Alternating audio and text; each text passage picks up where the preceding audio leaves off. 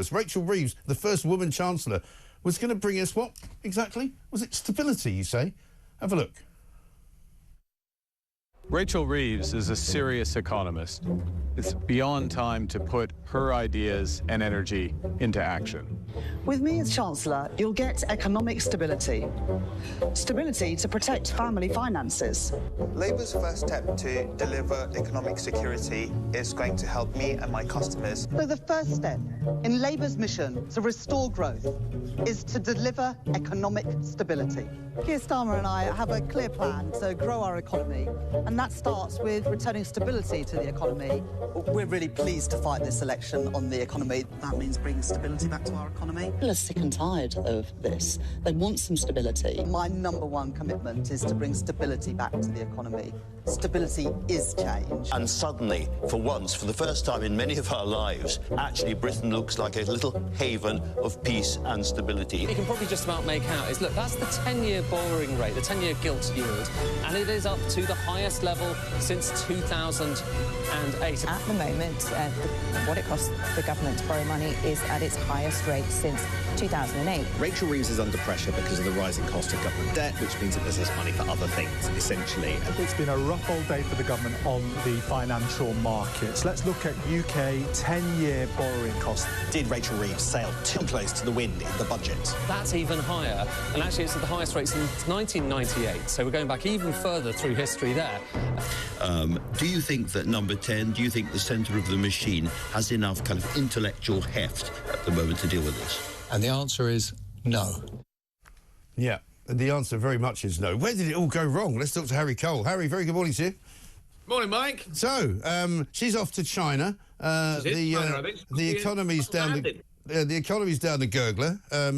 Andy Burnham's gone far right. You know, what's going to happen over the next 24 hours? It's all going brilliantly, isn't it? Look, I mean, that montage there says it all. They talked a big game before the election, and actually, you know, in terms of inflation, inherited, you know, inflation on target, even though they're trying to take credit for that this morning. We had the strongest growth in the G7 towards the end of Sunak's administration, briefly, albeit. Obviously, America's going gangbusters since then and have overtaken us. But, you know, compared to our European partners, we were in a better place. Yeah. And through a combination of, I think, sort of hubris and doom and gloom, they were so keen to get this narrative going that the last lot had completely trashed everything, in a way, almost as a sort of punishment beating for what happened in 2010 when George Osborne and David Cameron came in and made a very successful and frankly true case that you know, when the world financial crisis had hit, Gordon Brown had left Britain in a worst possible state to counter it. So they were so keen to have their sort of pound of flesh on that one that they managed to literally talk us into an economic doldrums. And add on to that £40 billion of tax rises in the budget. Also, tax rises that, you know, they were so paranoid about upsetting the city and the big banks and sort of the global financial world, who they thought might be the ones that would ultimately pull the plug on them early on, that they've actually sort of front-loaded all of the pain onto the employers. Now, that could be big employers like Amazon and the supermarkets, you know, people that employ tens of thousands of people in these countries, yes. But it's also the small businesses. And instead of looking at expanding or looking to grow this year, they're looking to essentially work out how they can stand still and avoid firings. So, I mean, they've literally slammed the brakes on the economy when their biggest mantra is getting growth going. And it's not just, these aren't just words. This is how Rachel Reeves has juggled the not having to basically take a ginormous axe to the public sector and put taxes up even more than she did. So they need to get growth up to sort of 2.5%, even higher throughout this parliament. Or in a couple of years' time, maybe 26, 27, they're going to have to come back for even more. And as we see this morning, she's scrambling around, clearly running out of ideas of how to get that growth going without going and taking the knee to the communists. Yeah, and effectively, all of the pain that they've caused everybody, from farmers to small business, as you say, to big business, to ordinary working people, even though those are the people they say they're doing everything for, you know, the end result is it hasn't worked, effectively, you know, and at the end of the day, if it didn't work when you took all that money, then taking even more money isn't going to work either, is it? Well, I mean, the problem is most of that stuff in the budget hasn't actually kicked in yet as well.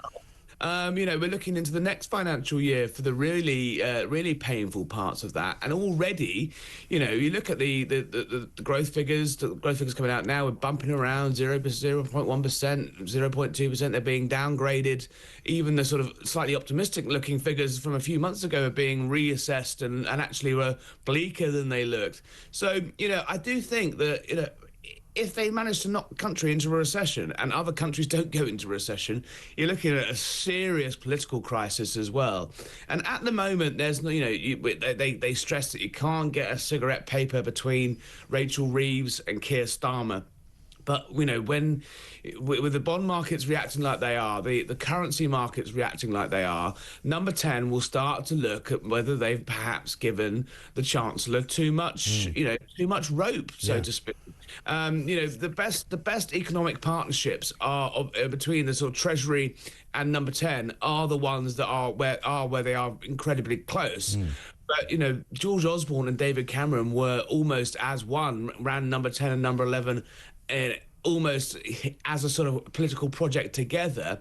When things go wrong, a prime minister, you know, doesn't have that many big moves in his arsenal to sort of really reset relations, and a replacement of a chancellor is one of them. And that's, you know, I don't think we're anywhere near that yet, but it's certainly something that is being whispered about and discussed in the sort of, you know, the pubs and parlours and corridors of power in a way that it just wasn't last year. No, of course. Because it does seem, doesn't it, as though she did come in as this bright new sort of face, that she was going to be different, that she was going to be kind of the grown-up in the room, and it's all just fallen away. And when people used to talk about Rachel Reeves as maybe the successor to Keir Starmer, they don't talk about that anymore because her reputation is literally in tatters. And I mean...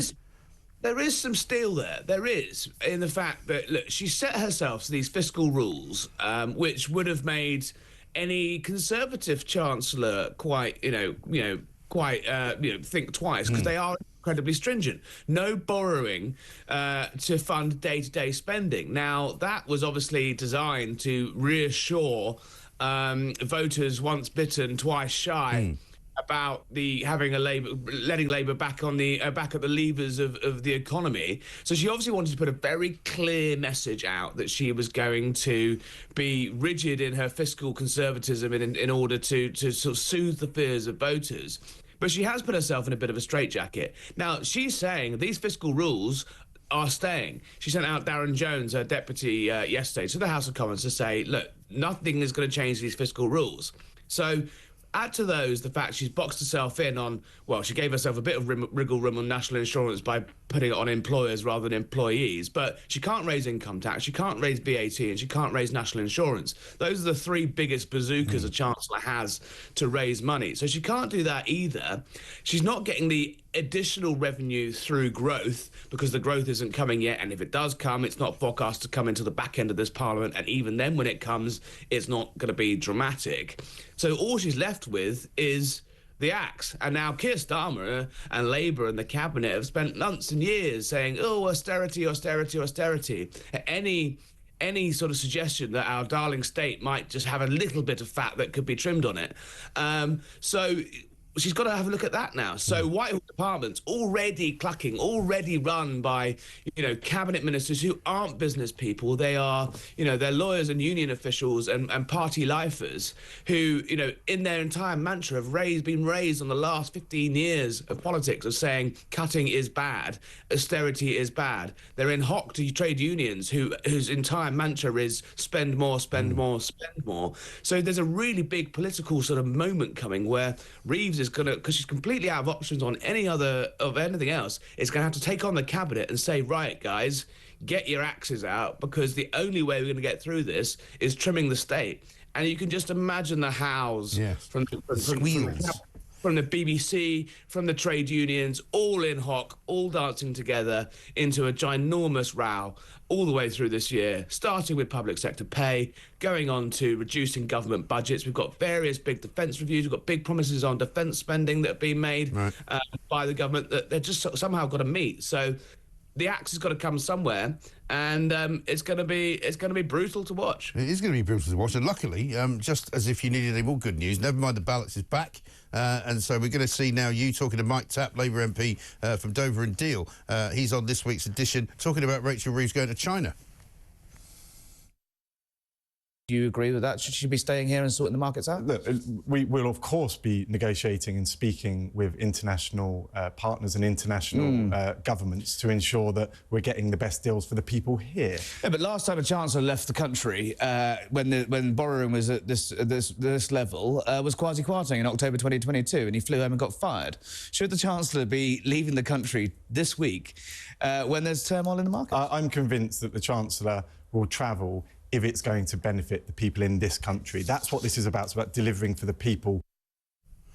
The problem, I suppose, for Rachel Reeves as well, Harry, is that the markets may determine her fate, mightn't they? Because if the markets suddenly take a turn for the worst, more than they have already, suddenly everything gets accelerated. Yeah, I mean, I'm slightly of the view that we should, let voters and members of the public decide the government rather than some traders who might not necessarily have the bond traders that might not necessarily have the democratic interests of the United Kingdom at heart. But call me an old lefty if you for an that old one. Romantic of you. Yes, but look, I know we're not yet at crisis levels. Yes, debt is an eye-watering amount, eye-wateringly high levels to borrow back at levels of October 2022. But they are going. Debt is more expensive across Europe to be borrowing to borrow at the moment. I do think there's a bit of pre-Trump jitters at the moment. Yes. It's just not the best optics for the Chancellor to be getting on a plane. Don't forget Dennis Healey. Well, I wasn't there, Mike. You might be, but in 1976 was, he was on his way to Heathrow Airport to get on Concorde, I think, when he had to make the phone call to the IMF. So Chancellor's leaving the country. There's never really a good time. I do think it's particularly toxic, though, that she's going to China, having spent. The governments of various different hues have had various different ways of dealing with China. The reality is we are so up to our necks in investment, in exports and imports from China, that actually any politician is going to have some sort of relationship, despite all the horrific human rights abuses going on, despite the fact they still haven't told us the truth about what really happened with the origins of COVID, despite the pretty good, compelling case that they probably owe us about £400 billion in reparations for their lives at the beginning of that outbreak that led to a global pandemic. We can get into all of that. The people they lock up in camps, the appalling treatment of political prisoners and people in Hong Kong, the sort of spying on the streets of Britain, all of that, I'm sure, probably high on her agenda as she goes with the Golden Bed Absolutely back to Beijing. But look, different British administrations will have different relationships. It's pretty clear that that Reeves is taking a sort of purist Treasury view of turn a blind eye and take the cash. Yeah, but the trouble is, of course, the problems mount up for Keir Starmer. Have a listen to this. This is a voice note we got from James, a listener and a viewer to this show. This is his summary of how the government's going. Morning, Mike. It's James from Blackburn. Well, what a great first week back you've had. You've had the Prime Minister offend half the country again by saying we're all far right. Stop any inquest into a grooming scandal because we're all far right. And, he's got a world first for his people smuggling gangs idea, which scares me. If it's a world first, Keir, it's probably because it's a crap idea. And then old Rachel, well, Keir said that women and girls will look with real pride at the first woman ever to do the budget. No, they won't. They'll look at her and go, Christ, she looks like she's aged 100 years in the last 6 months. What a shambles this lot is. But you're right, it's the year of common sense. It's the 10th of January. We've got a long way to go, but it's going to be all right. Keep up the good work. There you go. A note of optimism at the end, Harry. But I mean, that's my column for Monday sorted. I think I'll have that. Absolutely right. But apparently, according to your Never Mind the Ballots, Sir Keir is now obsessed and worried about Nigel Farage. He's obviously worried about Elon Musk. They've launched some kind of anti-extremist investigation into whether he's harming Britain with his tweets. I mean, it's all going a bit mad, isn't it? Yeah, look, I wrote about this earlier in the week. There's a feeling around Keir Starmer and Keir Starmer himself is that, look, he gets the fact that he is unpopular. I think he's probably more unpopular than he thought he was going to be, but he knew it was going to be a rough ride. But he also knows, looking ahead, that the sort of game, the rules of the game have changed. There's not going to be a return to the idea of Keir Starmer, Mr. Nice centrist lefty, versus, nice Dave Cameron or someone like that on the right, centre-right. He's going to be facing what he describes, and his people describe, as a sort of populist right-wing force. But he just doesn't know what that is yet. They don't know what it is. It could be Farage. It could be, Reform sort of really do get their act in gear and go for it. Or the fact is, the way that politics is going is actually they drag the Tories to the right. Significantly to the right on immigration, on cultural issues, and actually the Tory party that faces Keir Starmer in 2027, 28, 29, whenever we get to the next election, who knows when that might be, looks very different from what the sort of traditional Tory party looks like. So I do think they're sort of they've diagnosed their problems, but what I'm yet to see is a solution to that, because they've managed to, and it's quite impressive actually, I always swear when I come on talk, so I won't do it. They've managed to irritate different blocks of people. They've managed to irritate the elderly. They've managed to irritate the waspy women. They've managed to irritate the big employers. They've managed to irritate small employers. They've managed to irritate farmers. And none of these groups actually really have much overlap in terms of the blocks that make up sort of coalitions that put governments into power. So in annoying lots of different groups of people, you can understand why he has that opinion poll rating that has this government 6 months in with record unpopularity, him going from, pretty unpopular when he went in to really unpopular now. And only Liz Truss, who didn't last as long, seems to have crashed as quickly as Keir Starmer. Now, look, the first 6 months of any government is really important, because that's when, most people out there, they go to work and they live their lives. They don't follow the minutiae of politics as obsessively as me and you do, Mike. But they do have a sort of, they've got eyes and they've got ears, and they can see, well, this guy knows what he's doing, or these guys know what they're doing, or they don't. And I do worry whether the sort of first 3 months and 6 months of this government have, people have gone, right, okay, we didn't like the last lot, we got rid of them, fine, but these guys, it looks just like more of the same. And, you can bump along for a couple of years trying to fix things, but without people feeling better off and having more money in their pockets, which was the underlying promise of this Labour government, I think they might be up the creek. Yeah, I think that's exactly where they're going, if they not get there yet. Harry Cole, great to talk to you. Thank you very much indeed. Harry Cole, political editor at The Sun.